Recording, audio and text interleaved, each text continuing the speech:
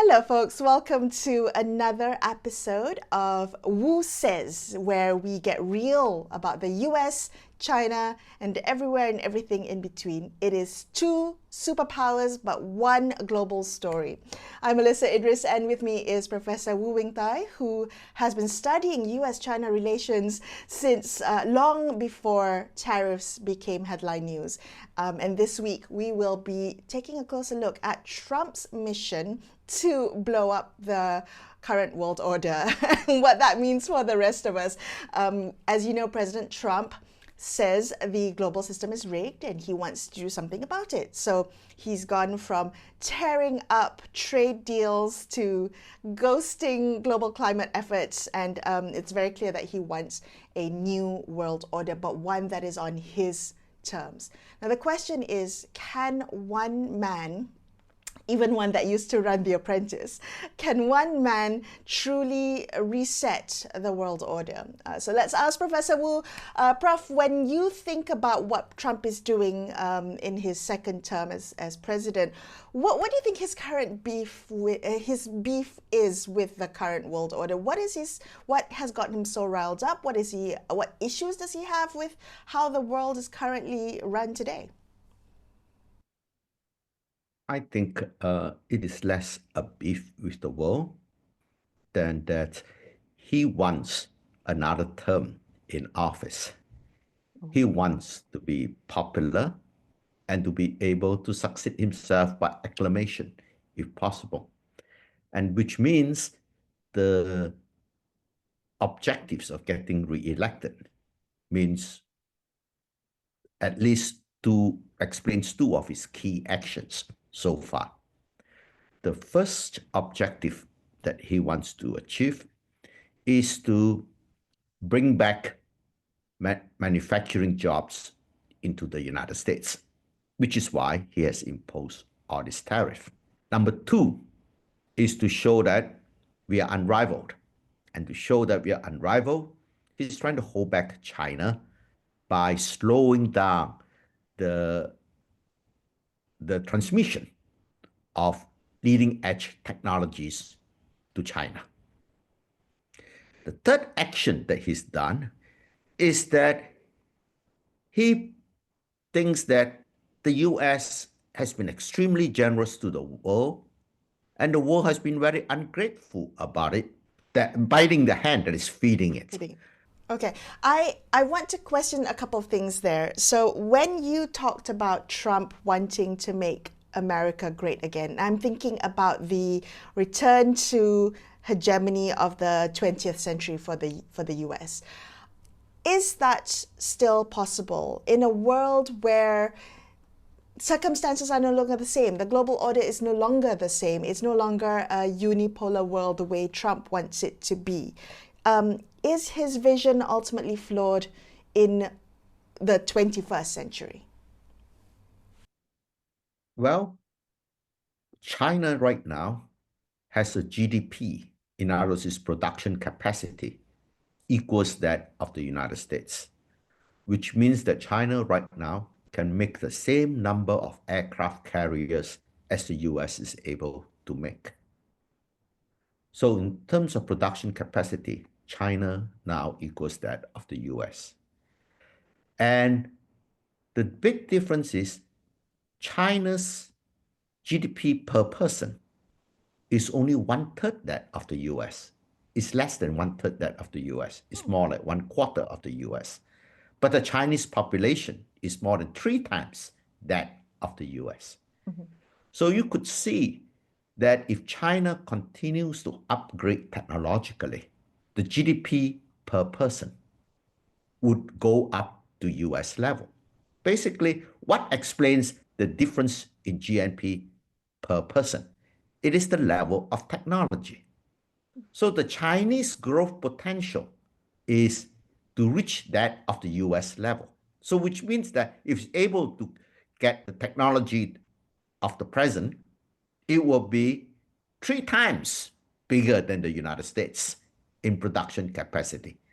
And you could see that this diffusion of technology is going to be very difficult to stop, largely because The Chinese can buy it from the Europeans, can buy it from the Japanese, can buy it from the Koreans, while learning how to make up what that is denied to them.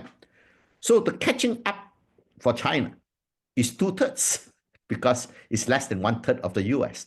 So on that sense, you could see that the US is going to be 1/3 the size of China eventually. Now, does that mean that China is going to be the global hegemon, like the United Kingdom was in the 19th century and the US in the 20th century? Well, China is under no illusion that it will be the global hegemon. Not because it's afraid of not catching up, not because it doesn't want to be the global hegemon. The fact is, it is not possible because India is also growing rapidly.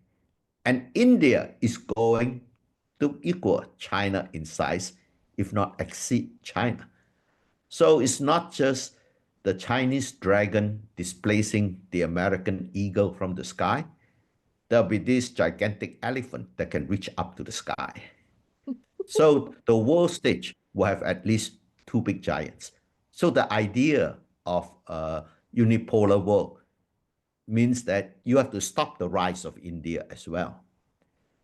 And given Trump's actions lately, it has certainly greatly increased the resolve of Europeans to tighten their integration and to have a common military force outside of NATO.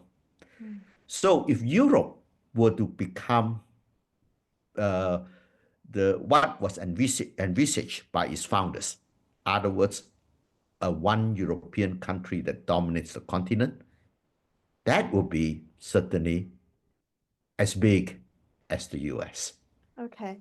So you could see that the age of global hegemony is over. The diffusion of technology has made the world a multipolar one. This is so interesting. What happens when giants jostle, right?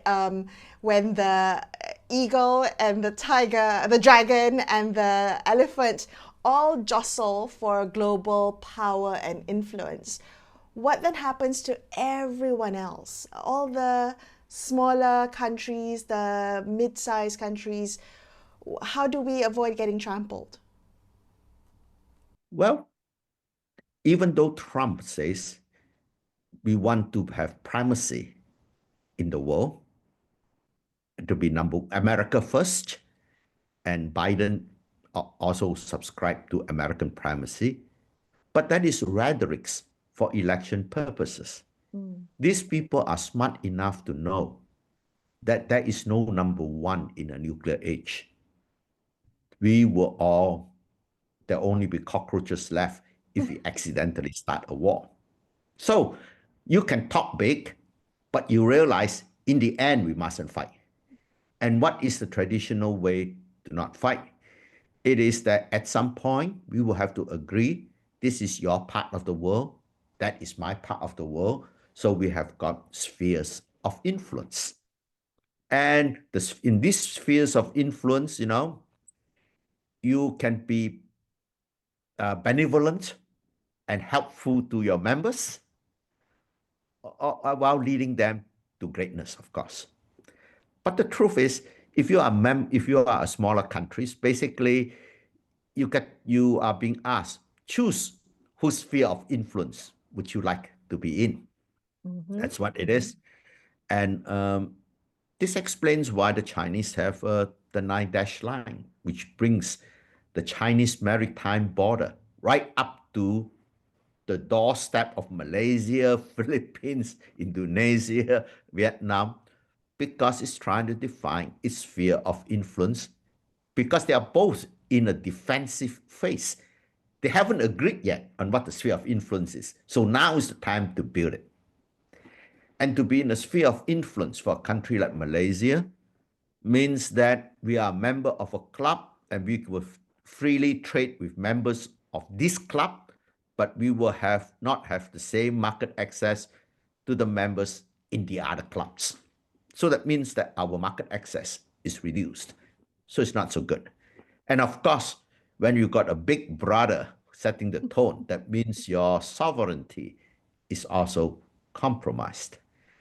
I think the best outcome is that we have to think about what's the possibility of creating a buffer zone between the giants. In other words, do we have the imagination?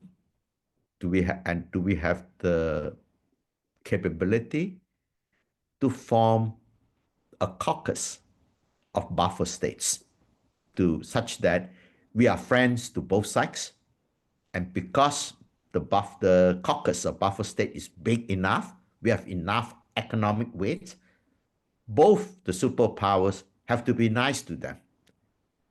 And I think that would be the best. That would be the preferred outcome to the world just being divided into different spheres of influence. Okay, this idea of having a kind of club or the caucus of buffer states, as you talked about it, a kind of band of middle powers saying, okay, we're not going to pick sides, we're not going to pick spheres of influence. Prof, I think it's great, and you called it imaginative, whether or not we have that imagination or we have that will to do that. But in all honesty, is it realistic? In all honesty, what would it take to build such a coalition? Is it even possible to take those steps? I think it is very possible, but the first steps are very important. Whatever caucus of countries, it has to achieve critical mass in economic weight quite early. In other words, you have to become big enough, quickly enough, such that people have to pay you attention. You become respectable when you are big. Okay. Now, for a country like Malaysia, if we do not want to choose to be in any of this sphere, how would one go about it? I think all this talk about should we negotiate bilaterally the US or collectively with the US is just missing the point of you cannot negotiate bilaterally or collectively unless the US chose to accept collective bargaining with you. So collective bargaining is something that you have to create. And how could that be created? Instinctively, many third world countries would think of a new Bandung Conference. In other words, as a global South coalition. That's a possibility, and in fact, the dynamics are leading that way. But I think this is not a good solution. A better solution is a North-South coalition of middle power countries. Because what is a global South? A global South would be joining the BRICS, BRICS. After all, Malaysia, Indonesia, Vietnam, and Thailand. Some are already members, some are having observer status. So that seems like the old roots of reviving the Bandung Conference. I think that's a mistake because why should we bring class warfare to the international level? The whole goal is to maximize global prosperity and to ensure peace. The goal is not global class warfare. So that's why I think that a coalition of not just ASEAN, but you must get Japan and Korea involved. So that's the North-South coalition in Asia. But it shouldn't be anywhere be ethnic based either.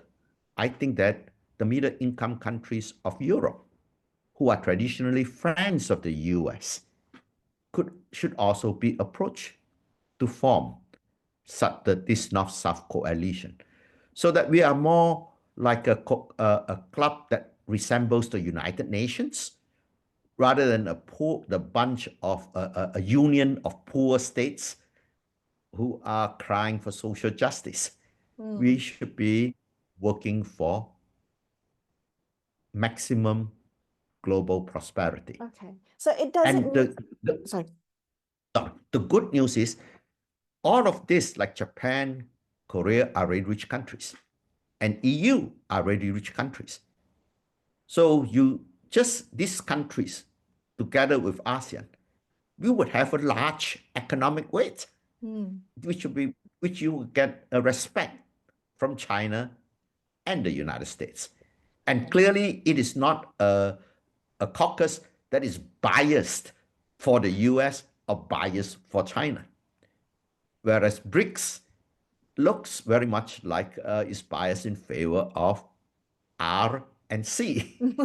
So which they are going to be the new giants in the future. So I think that a better outcome is not to instinctively call for a global South alliance, kind of like promoting international class warfare, but more like a big enough version of the United Nations.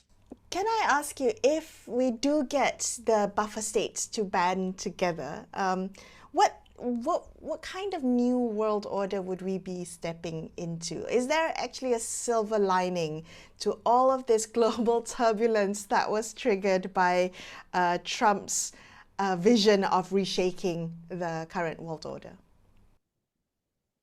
Well, the US will certainly have to return to the global order for the simple reason that climate change and biodiversity protection threatens our common survival. And so destroying biodiversity is destroying the food chain. And destruction of the food chain means that even though we sit at the top of it, we'll be the first to die. So just for self-interest, the US will have to return to that. But it might be a number of years. I would say, unfortunately, it could be as long as 10 years before an enlightened group of American elite displace this populist coalition. When the populist coalition has failed in doing what it promised to do, the US would then be ready to return. But what do we do in the meanwhile? In the meanwhile, we keep free trade going for the rest of us. For those who don't want to participate, you can stay out. And the other thing we do is to continue the work on fighting pandemics and fighting global climate change. Basically, there are global missions that we have to undertake, like peacekeeping mission. So the first part is economic. We want the free trade area with whoever wants to be a member.